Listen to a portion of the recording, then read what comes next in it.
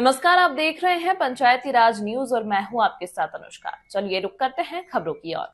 रामपुर माघेलान की तहसील अंतर्गत अनेकों गांव में इन दिनों पटवारी हलकों में गुप्त रूप से खसरा सुधार कर किसानों को नाजायज ढंग से परेशान किया जा रहा है तथा जब किसान राजस्व अधिकारियों से अपना आवेदन खसरा संबंधित सुधार का देते हैं तो सभी अधिकारी आश्चर्यचकित रह जाते हैं कि आखिरकार यह खेल किसके इशारे में चल रहा है।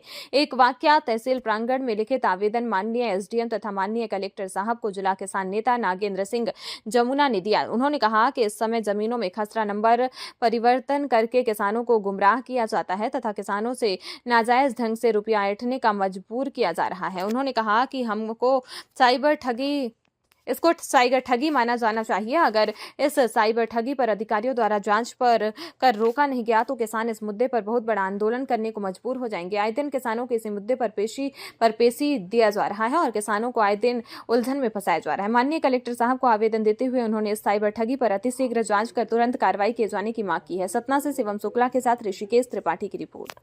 क्या नाम है आपका? नागेंद्र सिंह, कौन सी तहसील के हैं आप? रामपुर बाघेलान। आज ये तहसील प्रांगण में किस मुद्दे पे आप यहाँ पे आज यहाँ आए हुए? तहसील में इतना भ्रष्टाचार है कि यहाँ किसानों के जमीनों में साइबर ठगी हो रही है। खसरों में दूसरे किसान का नाम चढ़ा देते हैं, वो बेचे भागे और ऐसा आराम करे पट्टेदार। अच्छा, साइबर शब्द जो आप कह रहे हैं वर्तमान समय में, ये साइबर ये दूसरे किसानों के नाम दर्ज कर लूटा जा रहा है।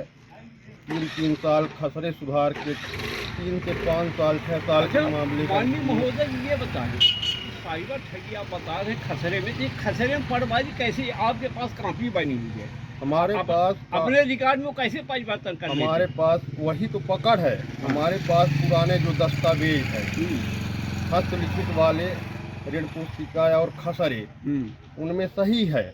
और जब ये 2012 के बाद साइबर तहसीलें हुई हैं, उनमें साइबर ठगी की गई। अच्छा, आपकी पैतृक संपत्ति होगी? ये जमीनें हमारी सब पैतृक संपत्ति है और हम उसमें काबिज कास्ट हैं, लेकिन दूसरे के नाम करके हमारी ज़मीन को हड़पने की एक साजिश है। अच्छा, आपने माननीय कलेक्टर साहब को आवेदन लिखित रूप में दिए, तो कलेक्टर साहब क्या कुछ आपके उस पक्ष में कार्रवाई हुई? हाँ, कलेक्टर साहब ने संज्ञान लिया इसको।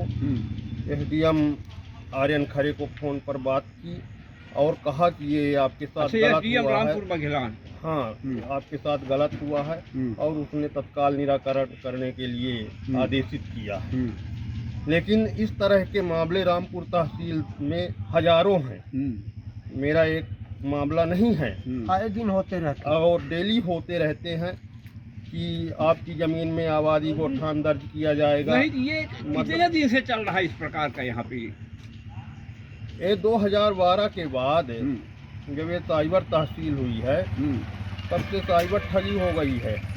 50% किसान जो भोले भाले हैं, खसरा रोज नहीं निकालते हैं, तो बहुत लोग जानते नहीं हैं। लेकिन कम से कम सबसे ज़्यादा मामले अगर देखे जाए इस समय साइबर ठगी के हैं और वो 5-5 साल के पुराने हैं।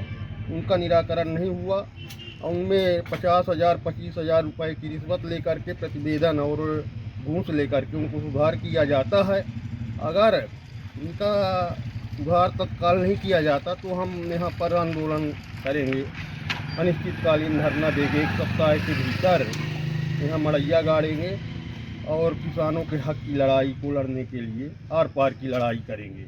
इसके अलावा और कुछ भी कहना चाहती है? अपने व्यथा किसान हैं, हमारी तो खुद ही माने पूरी ज़मीन में आबादी गोठान खसरे से विलोपित है और दूसरे किसान के नाम है।